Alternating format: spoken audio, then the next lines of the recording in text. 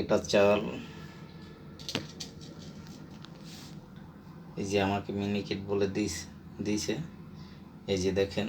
তারপরে হচ্ছে যে চাউলের পরে হচ্ছে যে আমি ভাত পাকানোর পরে এই যে দেখেন ভাতগুলো কত বড় বড় একটা। এই প্লাস্টিক সেদ্ধ হওয়ার পরে ফুলে এইভাবে হয়। তারপরে আমি এটা সন্দেহ হওয়ার পরে আমার এই চাউলটা বাসায় আনার পর থেকেই আমার পেটের সমস্যা ভালো হচ্ছে না। যতই ওষুধ খাই কোনো কাজ হচ্ছে না। ইমোডিল ফ্লাজিল 2-3 করে খাইছি।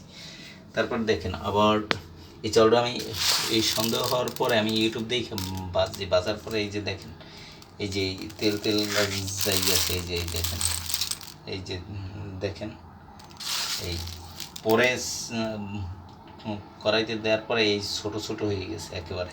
আর এমনি চাউল কিন্তু বাজলে বড় মুড়ির মতো হয়ে যায়।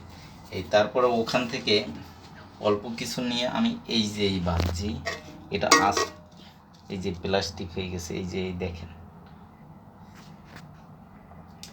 এই যে এই প্লাস্টিক দেখেন, এই যে এই এই প্লাস্টিক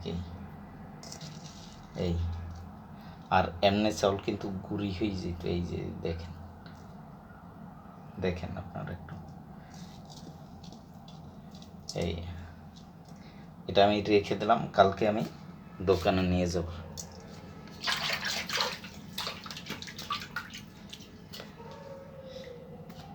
এই যে দেখেন কি অবস্থা হয়েছে রে।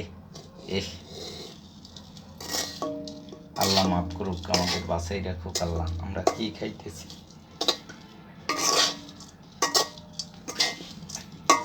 গন্ধে বাসায় থাকা যায় না, প্লাস্টিকের গন্ধ, এত গন্ধ।